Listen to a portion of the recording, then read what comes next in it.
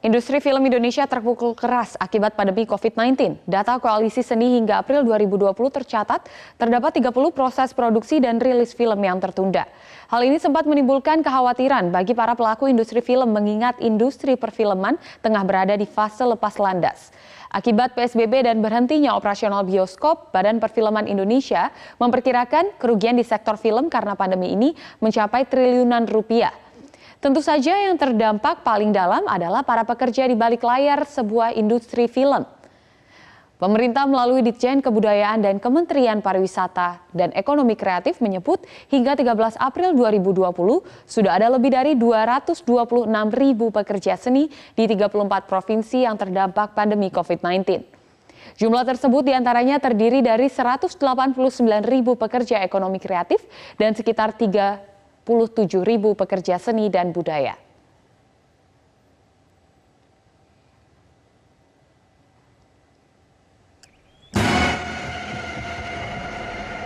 Untuk membahas lebih lanjut dampak pandemi bagi pekerja seni, kami sudah terhubung langsung melalui sambungan Skype dengan sutradara Indonesia ternama Hanung Bramantyo dan juga Dirjen Kebudayaan Kemendikbud Hilmar Farid. Kita sapa terlebih dahulu, selamat siang. Halo, selamat siang Pak Hilmar Farid. Selamat siang. Ya, selamat siang Pak. Ini sepertinya kami masih baru bisa tersambung dengan Anda saja nih Pak di studio Metro TV. Oke.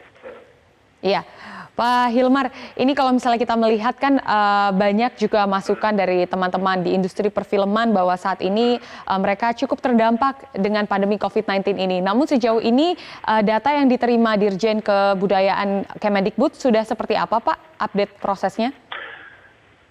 Kita waktu itu buka pendaftaran online ya, jadi meminta teman-teman yang terdampak itu untuk mendaftarkan, dan itu jumlahnya sekarang total 38.000. Dan kita bagi berdasarkan penghasilan ya, jadi yang 10 juta ke bawah dengan 10 juta ke atas, dan juga apakah punya pekerjaan lain di luar kesenian atau tidak, dan seterusnya. Jadi ada beberapa kriteria gitu. Dan berdasarkan itu kita bekerja ya, kemudian membuat skema, dan yang paling dekat yang segera ini mudah-mudahan dalam minggu depan ya, itu sudah akan berjalan untuk teman-teman yang penghasilan di bawah 10 juta gitu ya, dan itu kita di Kemdikbud kita nggak bisa kasih bantuan tunai langsung ya, bantuan langsung tunai maksudnya, bukan nggak bisa kasih BLT. Jadi skemanya adalah apresiasi karya gitu ya. Jadi melalui skema itu kita berusaha menjangkau teman-teman yang terdampak gitu, dan itu sebutlah ini penanganan yang sifatnya langsung ya, karena pasti akan ada penanganan yang sifatnya jangka menengah maupun jangka panjang gitu, tapi yang paling dekat yang konkret adalah itu. Oke, berarti yang paling konkret adalah nanti akan disegerakan untuk bantuan mungkin seperti dana apresiasi begitu ya, Pak Dirjen. Nah, saat ini kami sudah terhubung nih nampaknya dengan Mas Hanung Bramantyo dari Yogyakarta nih. Mas Hanung sudah mendengar kita di studio? Ya, oke. Oke. Sudah. Halo. Sudah mendengar kami di studio, ada Pak Dirjen Kebudayaan Kemendikbud, Pak Hilmar Farid, dan juga ada Najla di studio ini, Mas Hanung. Tadi kami sudah membicarakan sedikit begitu bahwa teman-teman di industri perfilman saat ini banyak yang terdampak dari pandemi COVID-19 ini. Tadi juga sudah dijabarkan oleh Pak Hilmar akan disegerakan bantuan, menurut data sudah ada 38.000 nanti yang akan dibantu begitu. Nah, tapi kalau kondisi di industri perfilmannya sendiri saat ini, Mas Hanung seperti apa?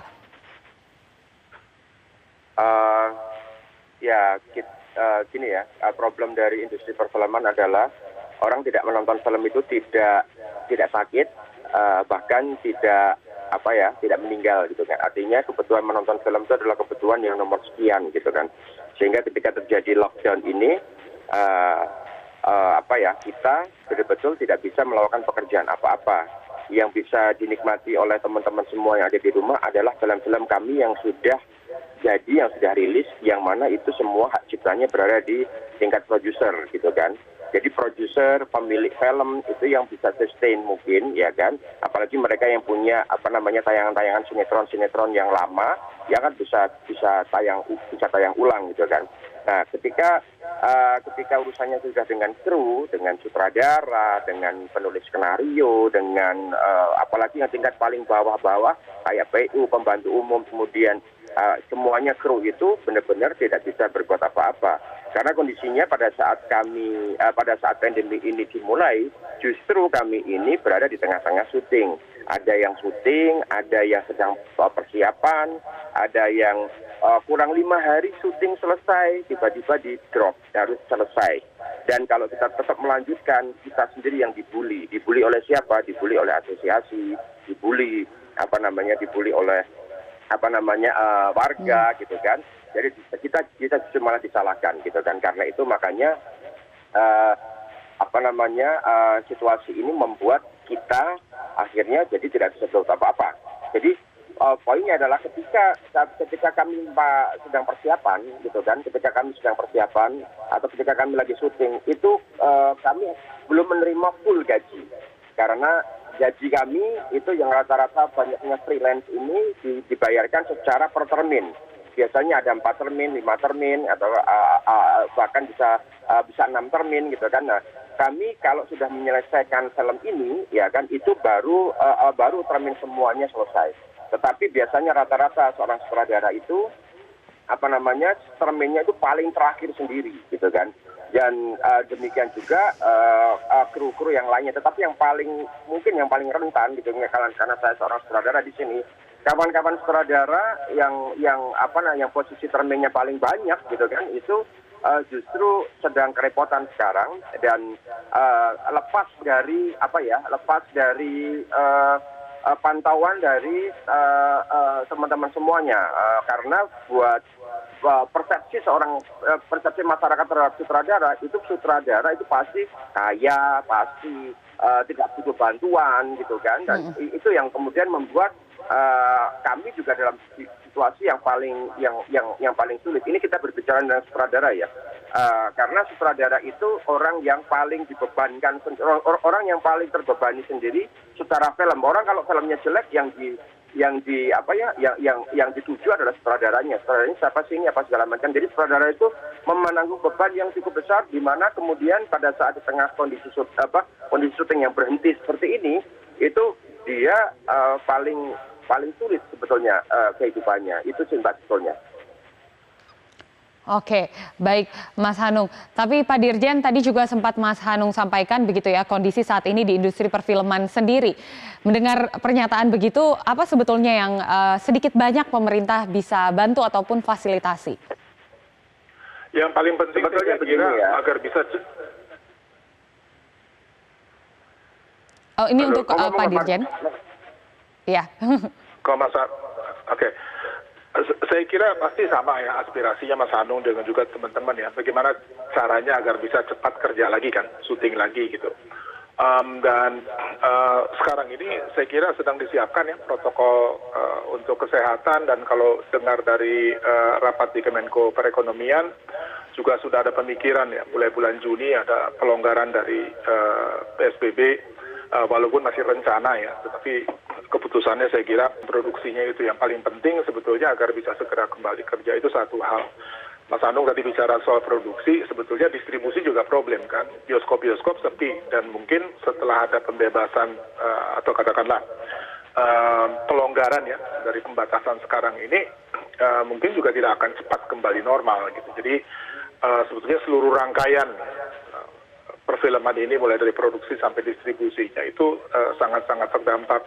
Kita cukup erat ya pembicaraannya dengan teman-teman di badan perfilman dan juga para pelaku di industri gitu untuk melihat jalan yang paling mungkin gitu.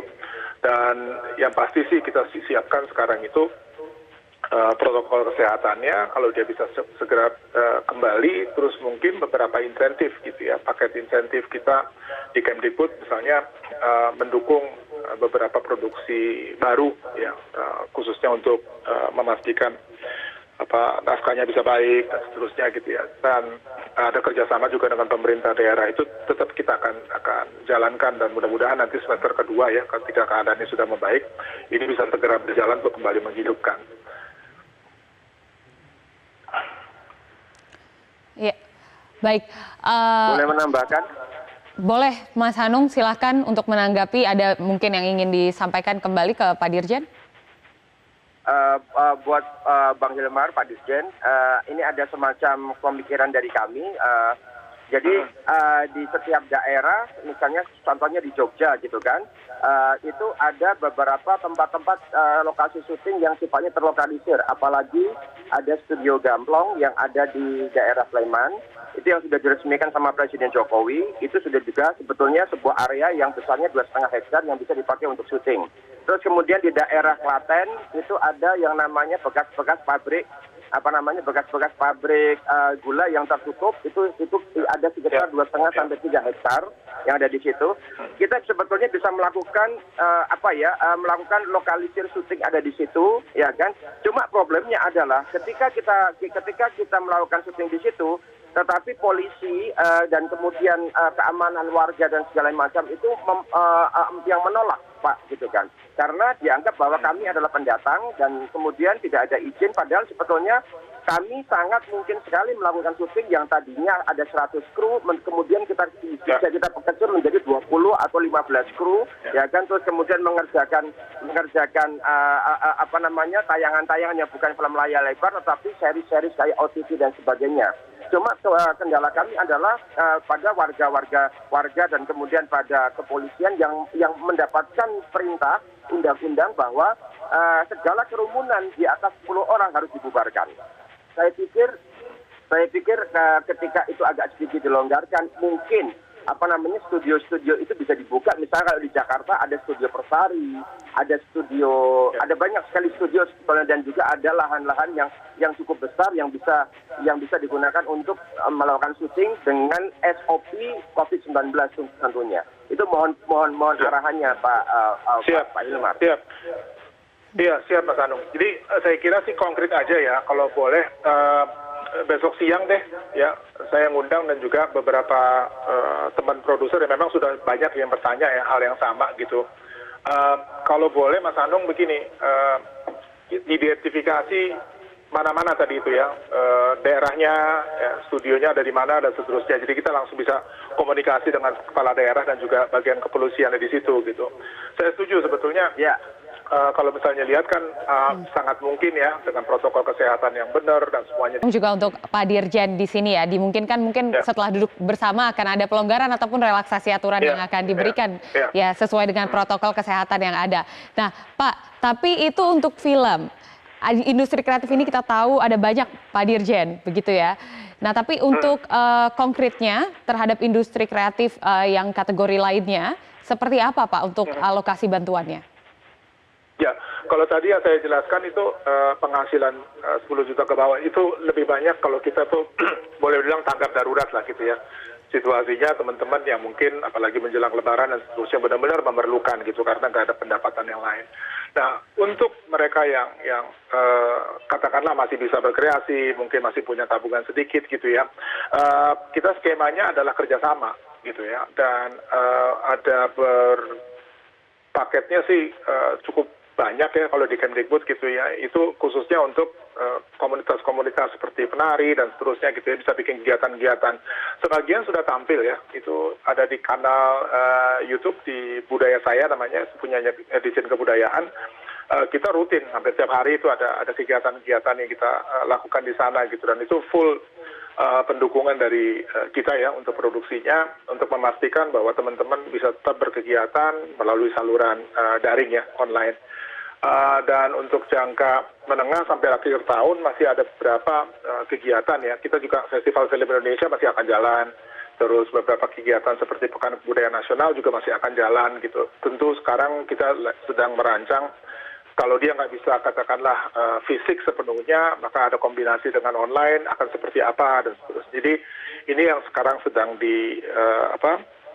dibicarakan ya. Memang problemnya adalah keadaan kan berubah dengan cepat ya. Waktu 2 minggu lalu kita belum membayangkan Juni bakal longgar ya, tetapi tiba-tiba dari BNPB kelihatannya juga ada diskusi, ada wacana bahwa Juli sudah bisa pulih gitu ya. Jadi kita juga mulai melihat ini kembali. Yang menurut saya penting tadi kembali ke Mas Anung juga, mungkin secepatnya juga kita duduk bersama untuk bicara tentang pemulihan gitu ya. Jadi bukan cuma sekarang ini bisa bikin apa, tetapi juga langkah-langkah yang menengah ini akan seperti apa gitu. Karena saya kira dalam situasi seperti ini pemulihan hanya mungkin kalau semua unsur, semua elemen, semua pemangku kepentingan duduk bareng gitu ya untuk membicarakan langkah-langkahnya gitu. Dan kita di Kemdikbud sih sangat siap ya memfasilitasi teman-teman gitu ya kalau mau mendiskusikan soal ini lebih detail. Baik. Ya, baik. Terima kasih Pak Dirjen. Dan juga sebelumnya ada Mas Hanung Bramantyo mewakili teman-teman dari industri perfilman. Ya semoga kita saat ini juga fokus untuk pemulihan karena bagaimanapun badai ini harus segera berlalu tentunya bagi teman-teman di industri kreatif. Dan tapi tetap jaga kesehatan Pak Dirjen dan juga Mas Hanung. Semoga kita bisa berbincang kembali untuk sama-sama memikirkan apa yang bisa kita lakukan secara bersama-sama. Terima kasih Pak Dirjen dan Mas Hanung. Dan pemirsa. Sama-sama, terima kasih.